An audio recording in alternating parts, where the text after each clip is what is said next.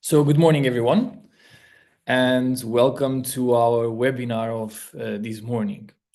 My name is Ruben Bonito, and I'll be the host and the moderator of today. Today, we will have a very interesting conversation with excellent people. We will talk about ERP systems, how to leverage intelligence on ERP systems. We will touch on a couple of them. SAP is one of them that we will have some, I'll say, discussion points. And we will discuss as well how to leverage a platform like OutSystems, a low-code technology platform for enterprise software development, and how to leverage that to get to clean core ERP systems, enable business to innovate, host business requirements and business specifications while enabling healthy architecture. Today we have with us Jonathan from Green Cargo. We have with us Roy from NovioQ. We have with us Stefan from OutSystems. And we have with us Rule as well from OutSystems, which will be assisting with some of your questions. That leads me to say, if you have questions, please write them down either in the Q&A or in the chat. Both of them will be read by Rule. We will try to address as many questions as possible. If there is a lot of questions, well, we will read the top most interesting questions we can find. So make your question as interesting as possible. But we will address the remaining questions afterwards via email. So we want to make sure that all the questions you have get answered as best as possible. Without further ado, I want to thank you also for attending this morning. It's a pleasure to be here. I hope we have enough exciting content to share with you. And let's begin. So without further ado, I would like to start to ask one of our panelists, Jonathan, if you could please introduce yourself, the organization you're working for, the role you have within the organization, to start with. Thank you.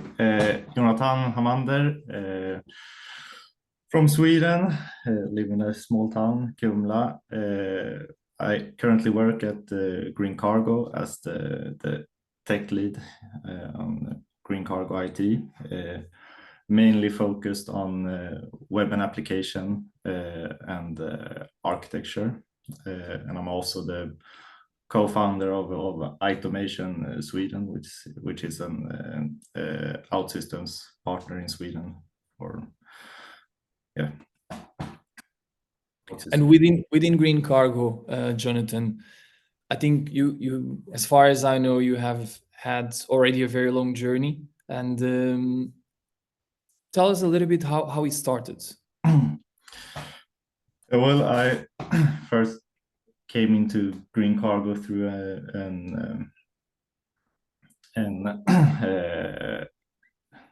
it was an RFP where I was a consultant investigating how Green Cargo could go from outsourced legacy in like legacy only platforms, mainframe computers, towards a more event driven function based like new age application like with internal IT and structured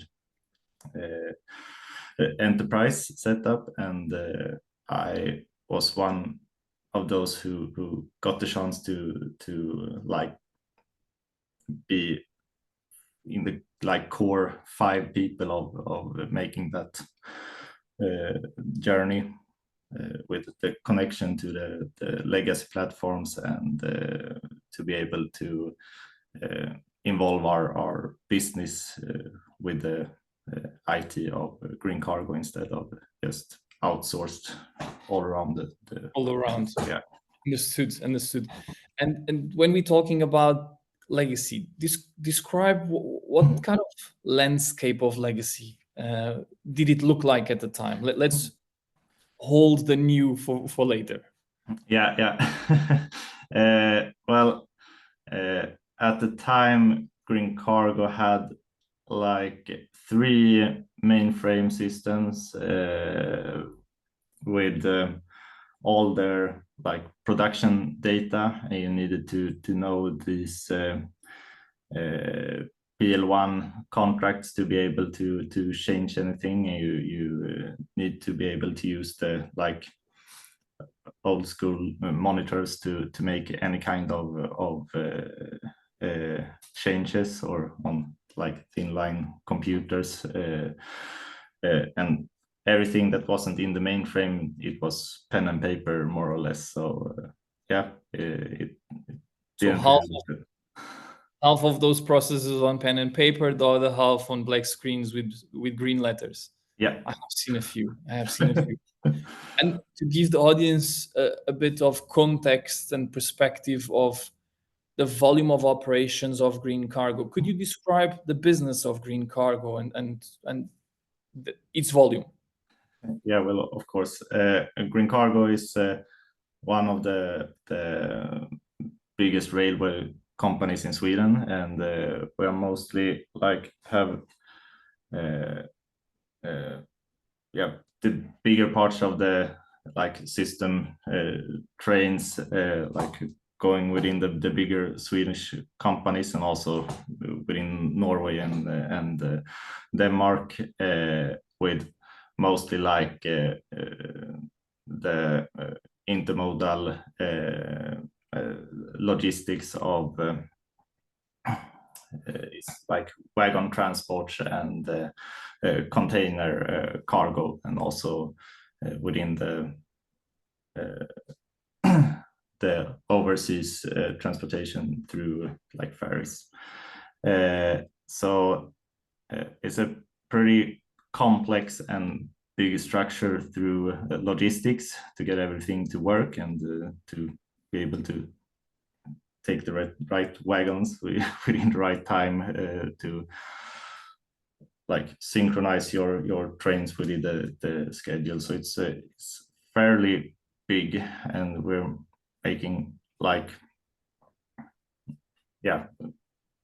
thousands, millions VSM messages throughout the day, since we have all these like action points that need to be shown from where a train is at the moment, if it's on schedule, what will affect the next train, and where will the wagon take other turns, or so it's a pretty complex. It's quite a process. It's quite a big process, and as far as I also understand, and from previous experience, so inland transportation, right, from harbor to last destination on the customer base, and the other way around, including customs procedure, switching the cargo or switching the containers between wagons, mid trains, last legs, and last mile deliveries. I think that is all part of the service scope that you guys operate. Wonderful. Thank you, Jonathan. Thank you. Roy, perhaps it's a good moment for you to also introduce yourself, please, and the organization, and a bit of your expertise and why you're here today. Yeah, sure. So my name is Roy van der Kerkhof. It's a bit dark in my room, but I'm actually in the USA. I sort of plan is a bit wrong, but all good. I have a jet lag anyway. My name is Roy van der Kerkhof. I have a strong SAP background. I've been an ABAP developer and team lead and solution enterprise architecture the last 25 to 30 years in the SAP realm. And I also started using OutSystems when I was looking for an independent low-code platform to work not only with SAP, but also with Salesforce, ServiceNow, as a sort of layer on top of fill in the blanks, especially with a clean core architecture that we talk about a lot within the move to S/4HANA. I'm one of the founders of NovioQ and its current director, and I focus strongly on architecture and data. Thank you. And tell us a bit more of the transition and of skill sets that you had when it comes to, you know, an full SAP ecosystem, and nowadays multi-platform ecosystem. How did you make that transition, and in which ways do you see this multi-platform ecosystem evolving? Well, we do see a lot of people, but in the old days, you bought SAP and you basically extended SAP when you needed new functionality using ABAP or any of the other 20 plus technologies SAP offers to extend your platform. Now with a move to S/4HANA, people find that having all that code with all these different technologies in your SAP stack makes the move to S/4HANA hard or even impossible so sometimes you really have to go greenfield again, which is quite costly and time consuming. And with the emergence of SaaS platforms like Salesforce, ServiceNow, but also Ariba, the usual suspects, we see that there is much more interconnectivity between your core ERP, which is basically your systems of records that should run all the time and crunch your numbers, and the less critical aspects like CRM, HR, which are also critical, but are not part of your real ledger core. And what we see is that people now start programming in Salesforce or in ServiceNow, which then sort of shifts the code and the headaches from SAP to the SaaS platforms. And that's why we see, especially when you have multiple systems running on in your own internal environment, having an independent low-code platform to tie this all together and to fill in the white space and gaps, what makes you as a company unique or where your innovation is. I think that's how we position OutSystems. Thanks. And how did you get to OutSystems? Because the ecosystem of low-code technologies, it's evolving quite fast. And I remember 10 years ago, I could name probably 50 platforms. Nowadays, I lost count. So how did you land to OutSystems? Well, it started a bit negative in the sense that I learned about 20 different SAP languages in my life, from ABAP to smart forms, SAP script, BSP. And then SAP came out with Fiori, which they really plugged as the solution for web and mobile development. And when it came out, I was really disappointed because it was so much scripting. It was so hard to do. That wasn't helping me at all in that sense. So then for the first time in my life, I looked outside of the SAP bubble for another technology. I looked at about 20 platforms, I think. That's like, we are really an SAP consultancy as where we come from. So we looked at about 20 platforms to complement SAP, and we landed on OutSystems. And one of the main reasons is that it compiles into clean .NET code that can be checked, but it also means it has no limits. There's no proprietary stuff in it. It simply is code. It's HTML, it's JavaScript, and it's SQL and .NET. So you still like the fact that it's a low-code platform, but at the end, you're running code? Yes. And I still program ABAP once in a while just to keep up my skills, but it's and Fiori. But and what I also still have, if something better comes out than OutSystems, we'll look at it and we'll see what makes it better. So we're not married to it, but it's so far the last 10 years, I think it's been the front runner in the low-code area. Thank you. Thank you for your view. Jonathan, just speaking a little bit on your side here, how did you land it to OutSystems? Yeah, well, at the time where Green Cargo picked up OutSystems, I was like stuck between OutSystems and K2, another local platform, where OutSystems are like more leaned into the benefiting you as a developer, with several other local platforms are more towards no code and to citizen developer and those kind of. So my main part in this was to like be able to use my developer skills even within a local platform, which, yeah, if you build or at least have have some sort of knowledge about what's happening behind in the OutSystems process, you will be able to build really nice applications with this kind of platform. And yeah, Green Cargo was like my way in towards it. Into the ecosystem. And talking about building applications, and what was the first application you built within Green Cargo? What was the first success story? Yeah, that was a wagon damage report. We had this law parts where within Europe you need to, if a wagon is damaged, you need to report it into this centralized wagon damage report center, which are then orchestrating the damages towards the wagon holders, which could be like somewhere in Italia, or it could be in Sweden or Germany or wherever. So that was the first parting, because since all our wagon damages were within the mainframe system, we couldn't really orchestrate it out to them. I can imagine. I can imagine. And just briefly, how long did it take to build this application? How many people involved? Just to have an idea of. Yeah, because since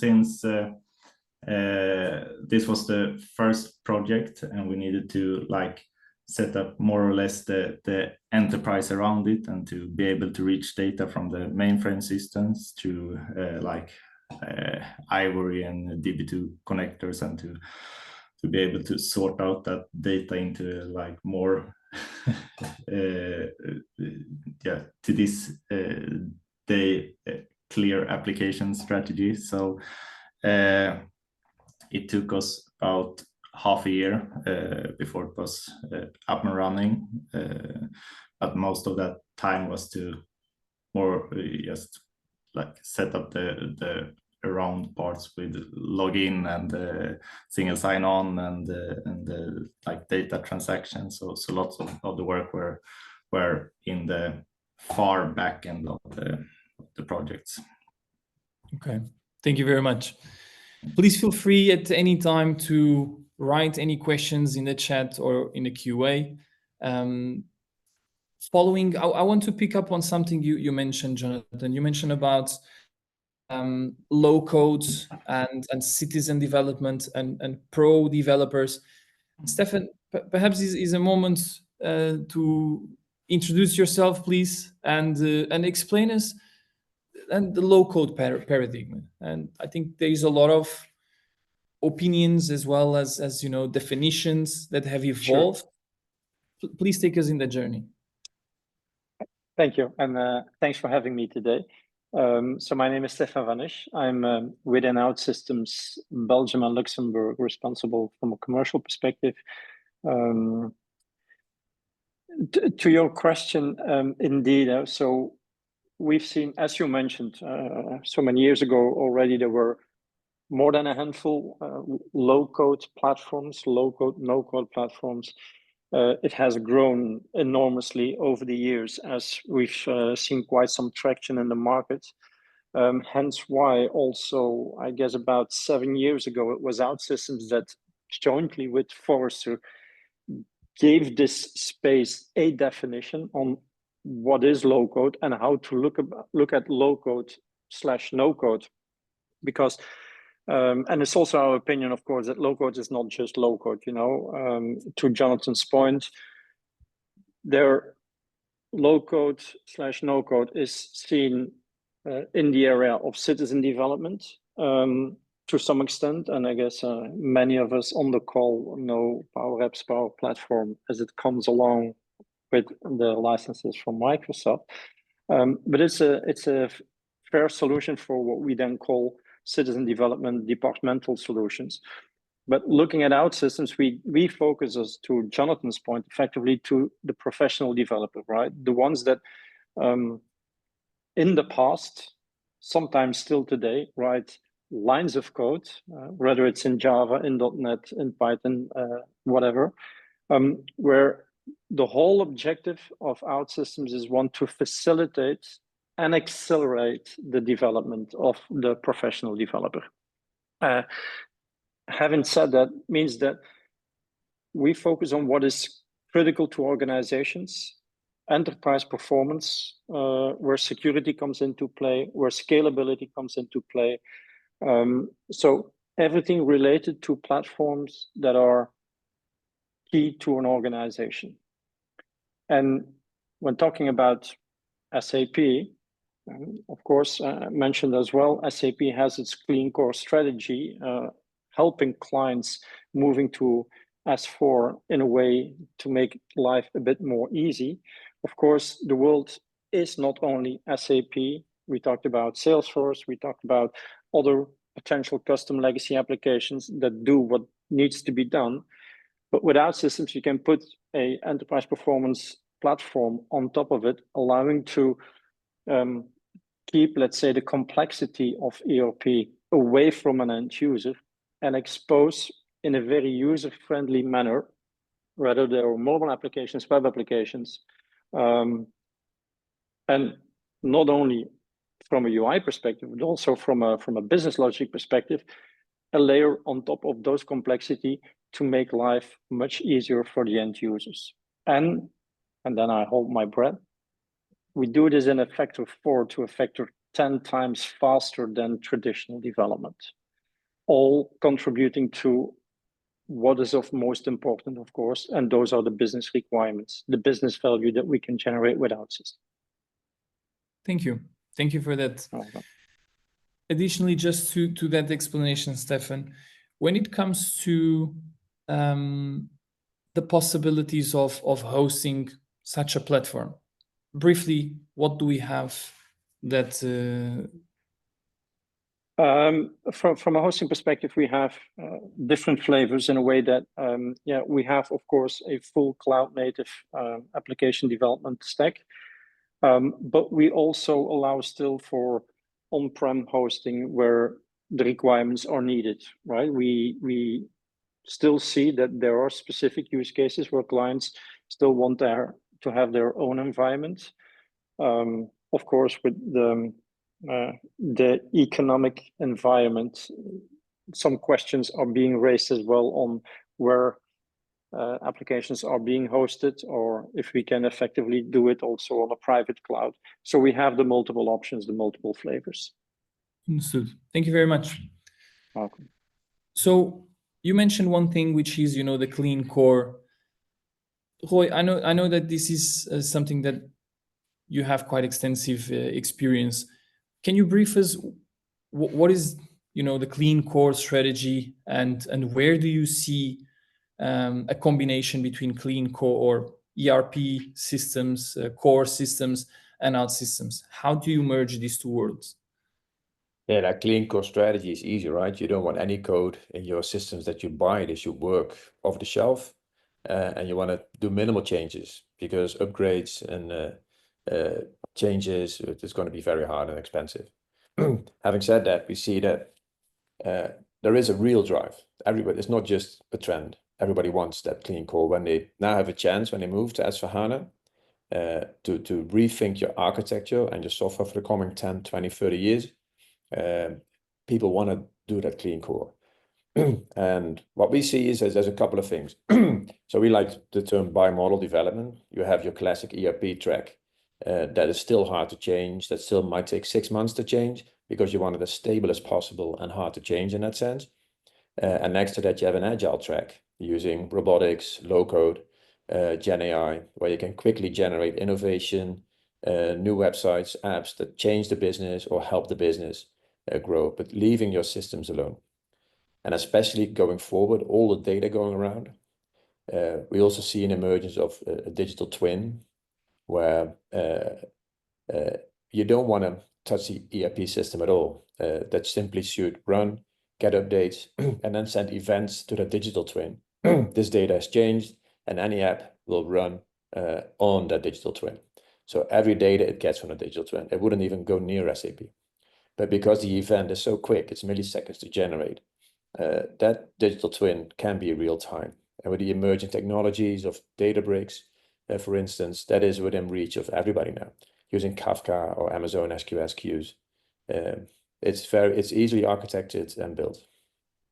And what we then see, if you have such a composable architecture, you have your ERP, it sends events, there's data products you can consume, give me a sales list, give me inventory, and then you have a low-code platform where you can quickly get that all together.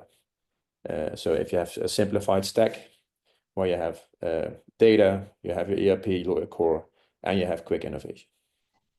Understood. So moving towards an event-driven landscape where ERPs remain the foundational block of your system, and then a data platform to orchestrate the data stream between the ERP systems and your business applications. And then you see OutSystems has your business application development ecosystem. Did I get that?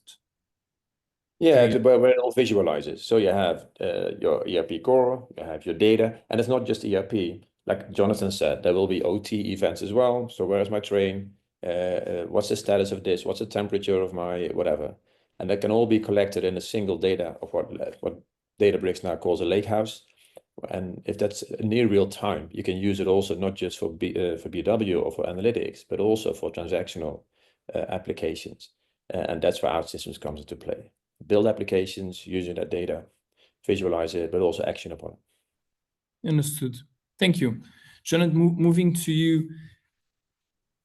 I mean, you have moved, as you explained, from, there was a legacy ecosystem within Green Cargo, and there was an RFP to innovate that legacy ecosystem into a new ecosystem. How do you move from A to B? Where do you start? And what does a journey like this look like? Yeah, well, in the start, it was pretty much to put makeup on the pig. So pretty much just connected these OutSystems applications we were evolving and building right on top of our legacy systems. But as soon as we started to get all this functionality up in the air, we could piece by piece isolate parts of our legacy systems and just plug it out and plug it into a graph database or to Azure, which is our main integration platform to retrieve data and slowly making the journey into even the far back end, be more and more into this newer, more reliable setup of data handling. And then in terms of the transition, or in other words, the coexistence, because when you have a legacy system, the whole business is relying on that. Slowly you start to try to innovate to a new system. I know that typically there is always a coexistence. I have heard only very few cases that happen, the big bang change, and most of the time someone loses their breath in this journey as well. So in this coexistence and cohabitation of landscape, which steps did you take in this journey, and what did you have to take into consideration?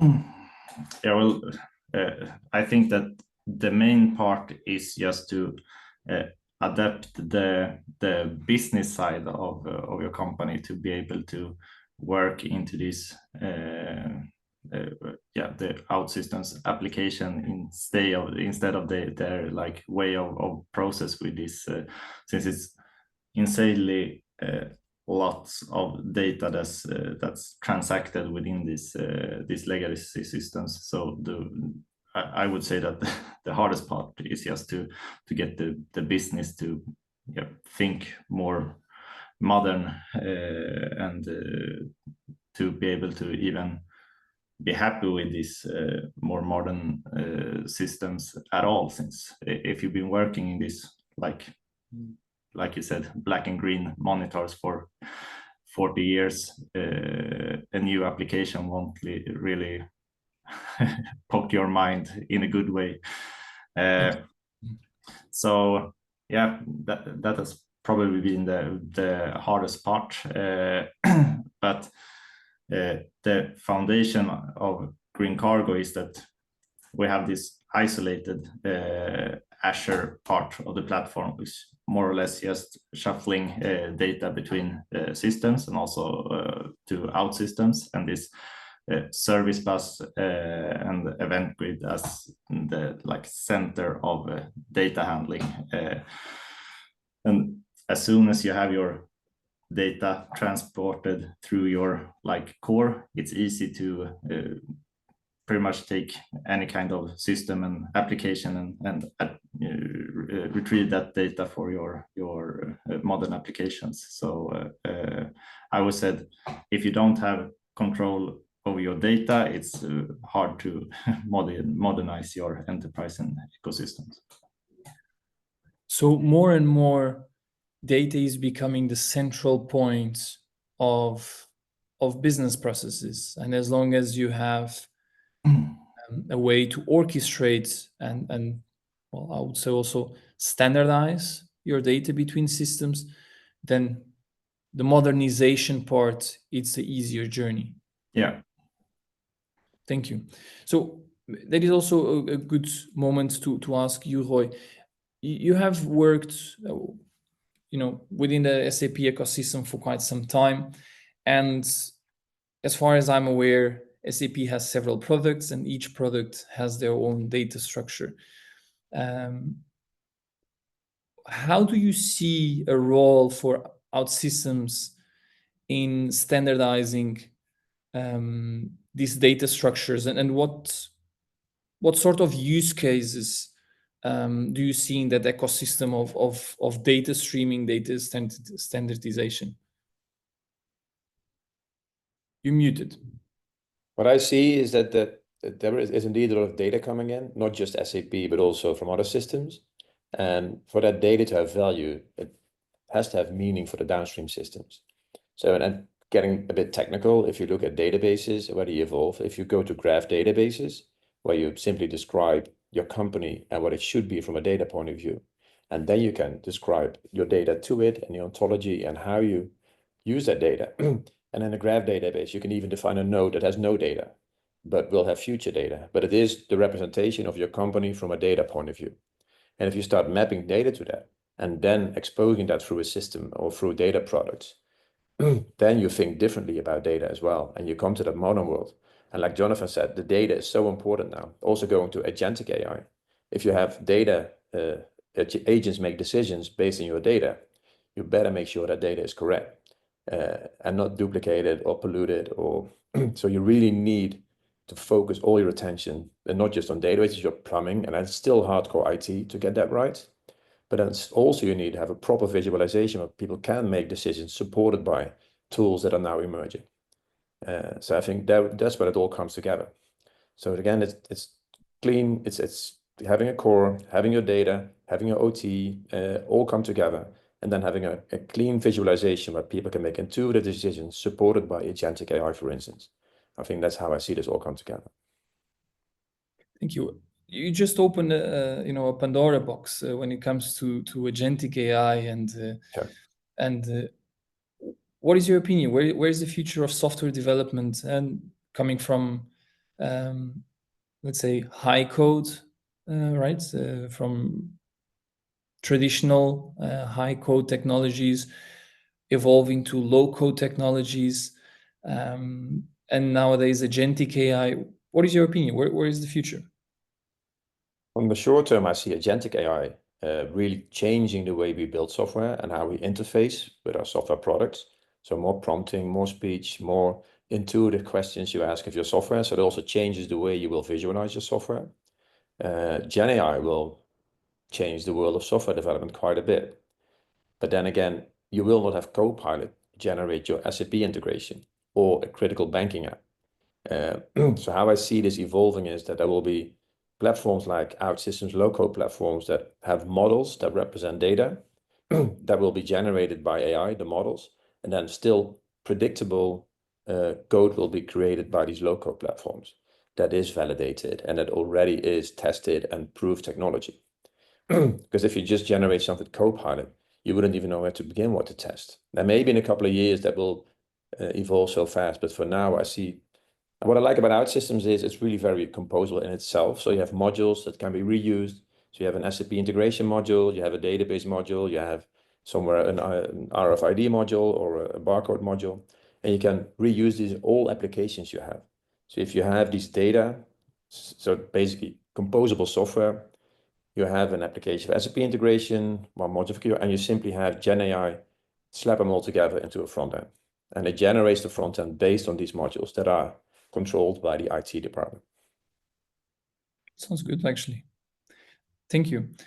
Stefan, a question for you. So where does OutSystems stand within this, hype of agentic AI and AI per se?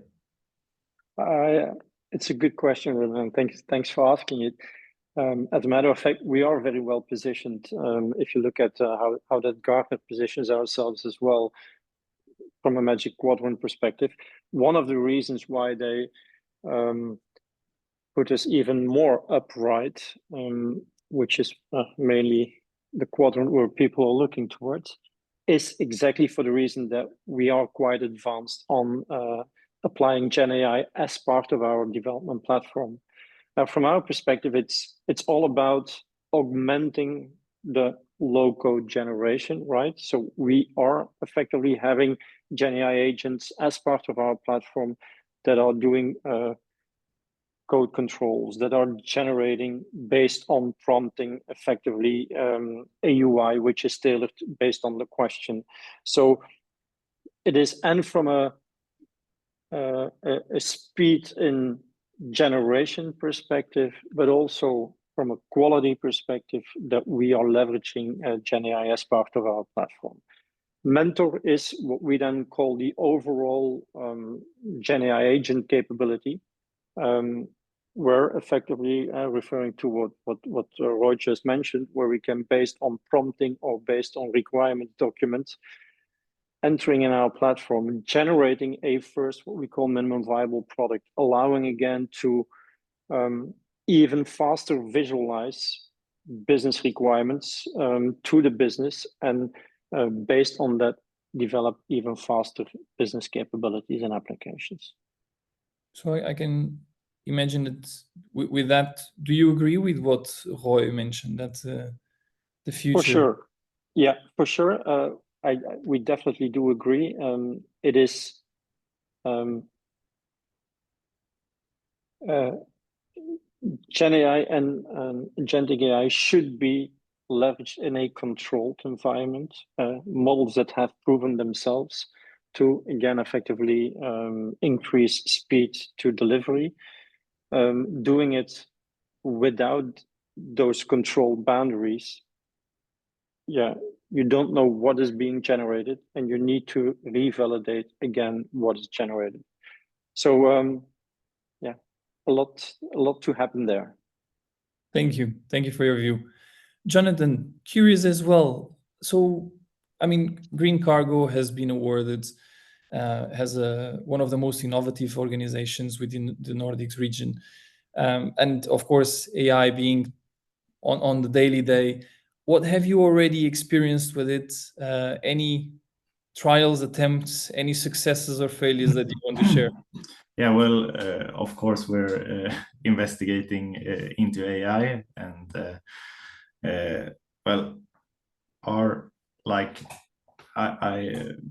I agree with Roy and Stefan regards the AI and the agentic AI, but the part with the governance around it will be like a journey before you like hit the right model, since it's lots of companies just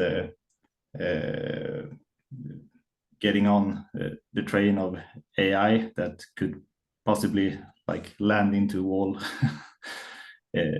since you don't really know what's happening behind there. So you need to find a way of controlling your AI environment, and it will need some security levels, which you both need to see that your agentic AIs has the right control data to adapt on, and you also need the right security of which systems can reach those agentic AIs, and you also need the like security levels of which person that could be able to use that. So it's more or less a 3-layer step that we're investigating to get the environment like fulfilled. But yeah, we really are deep diving into it. Wonderful. And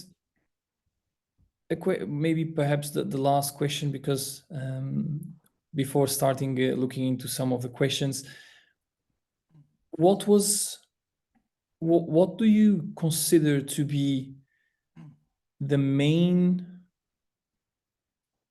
difference or the main uniqueness in the way that you have leveraged OutSystems within Green Cargo? Yeah, well, over the years, we've been working on an architectural strategy for composable architecture, and this kind of block design, where we are aiming for we're not building applications, because the end users in the end they don't want like applications thrown on them. Is like more or less making their work even harder. When they have like 50 applications, they need to know and know where and how to reach what data. So our strategy has been to build functionality, and you like consolidate all the functionality into blocks, and then you can achieve those blocks into those specific roles at Green Cargo. So when you're a train driver, you only need to be a train driver, and you will get, if information is processed through your business, the right train driver will get the right information, and he will have the functionality able to like help with the work of today. So it's more towards a single application strategy, which are dynamic towards your role at the company. So. Thank you. So if I attempt to summarize, it's when it comes to the user experience, you took an approach that less is more, right? So focus on delivering the capabilities for that specific user, meaning a role. And from a technical perspective, composable blocks, so leveraging reusability and scalability within software development. Yeah. Is that a good attempt? Yeah, absolutely. Wonderful. Jonathan, thank you very much for joining us today. Thank you. Roy, some last words from your sides. You have been in the OutSystems ecosystem for quite some time now. Is there a use case that you tell all family and friends how proud you are? And you are muted. I was wondering if I would have to say this today. Again, it's me. Anyway, it's I don't talk about work that much at home, I must say. But it's there's a couple of things we're really proud of. It's one is fairly big. It's we've built an MDM solution where when normally it's really hard to create materials, especially if you have multiple plants and multiple sales areas globally, multiple teams, data teams in the regions. At some companies, that's still done in Excel and email, and takes sometimes months to complete a material for production and sales. We built a very intuitive, configurable workflow engine where the business or the data teams can configure those flows themselves and step by step build a material, the notifications, with everything, and it's super intuitive. And it even gets to a point where you can remove full MM01, 02, 03 access from SAP and use it as a single source of truth, while it's still all SAP data. So you can remove the access even from SAP. That's a nice, and one I like a lot. It's very agile. we built a very small app at one of our companies, chemical companies, but sometimes a bulk comes in, like a big tank, and they connect it to the wrong pipe. So it gets into the wrong area, which is not just plain dangerous in a chemical factory. But the consequence is that everything needs to be cleaned and thrown away. And we build the app like in a week or two. And we got 2 red flags in the first year. And we asked, what does it save on? And the first case they calculated, it was more than 600,000 euros that was saved by a single, preventing the driver simply by scanning the delivery on his SAP order and having a little table where it says you cannot look, you can only put this in this tank, and having a QR code on that tank valve. It's I think that's it's a great example of how simple, and these things you wouldn't build in a waterfall environment because just setting it up would be too expensive even, or you wouldn't even think of it. Thank you. Thank you very much for joining us today as well. It was a pleasure having you. Thanks. Hey, Ruben, we do have like 2 questions from the audience. Wonderful. Yeah, I think everybody has been, listening very well just up until the very end and coming up with the questions. So question 2 are actually a little bit related. Let's tackle this one first. Question is around, okay, like Jonathan said, right? You have IT people that have been looking at the black screens and the green letters, and how do you basically kind of get these people, rallied up, right? Or, for OutSystems, for low code, to really kind of adopt new technologies, right? How do you really get them enthusiastic about it? So that is one. So it's really about the change management, right, of the developers in place. And then the second one, kind of a little bit related to that, is what is some of the back practice if you want to get started, and what are some of the pitfalls that you should be aware of, right, when you start embarking on a low code journey? Should I take that? Well, perhaps Jonathan, I think the question was directed to him. All right. Okay, yeah. Sorry. Well, the main, I would say that when you adapt OutSystems, a platform into your environment, which is pretty powerful, but it's also fairly easy to build like bad applications, since it's easy to like click around and just get an application ready and running. I would say that you should do your homework first, like just take the architecture part with where will data come from, who should be able to use our application and functionality, and our login and single sign-on, will it work with the enterprise overall? So you should be able to use OutSystems as an exponential return of investment, where the first project will maybe take as long as any like traditional development projects, but when you have the core setup, it's more or less, you have the login, you have the ecosystems, APIs, and you can just reuse everything in your upcoming development and applications, and you will get that speed up and running exponentially. So I think the main problem is that companies takes OutSystems and it's like, yeah, you can build an app in a week or in a month and it is up and running and it's really cool, but the next app will also take a month, and the next app is if you don't get the foundation and core set up in the right way, you don't get the potential of OutSystems at the platform in whole. It is a great lesson. It is a great lesson. Roy, perhaps using the same question to you, what is your recommendation? I think for me, best practices from a development point of view is start small.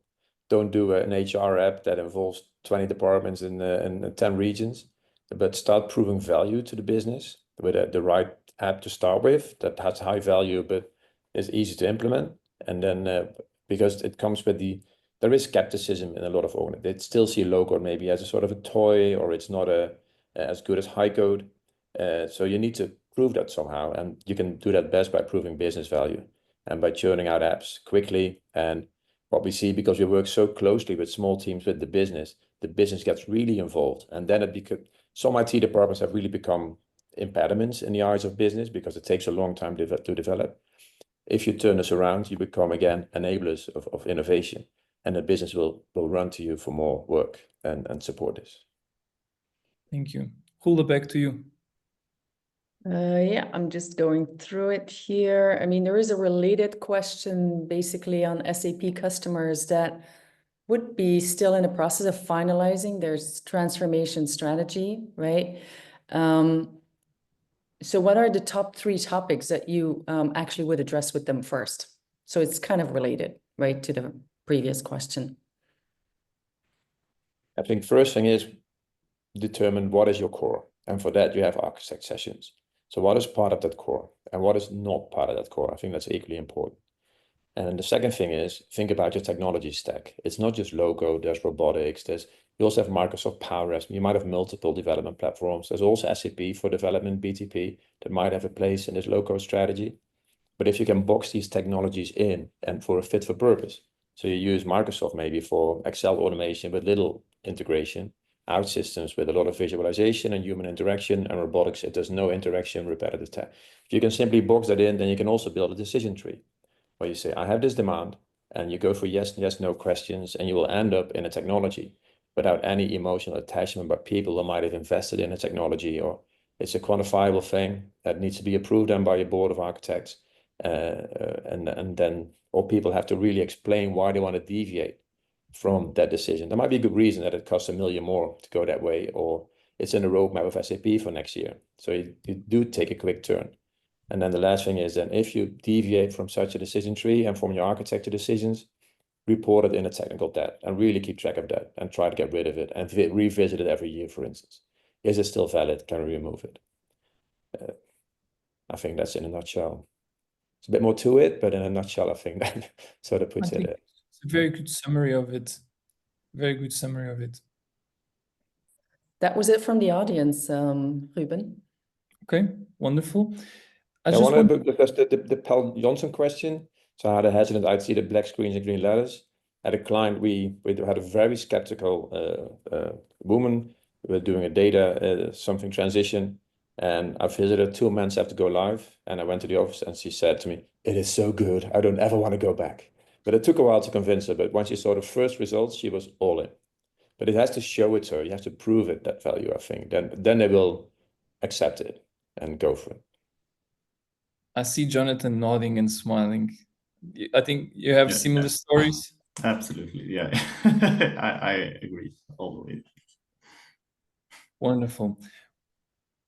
We are right at the end. I want to thank everyone for joining the session this morning. If you have any additional questions, feel free to send them even afterwards. We'll try to address them via email. So once again, thank you for joining this morning. Thank you to our great speakers, Jonathan, Roy, Stefan, and for the assistance as well, Rula. Appreciated that. I hope you took some valuable lessons and insights from the conversation today.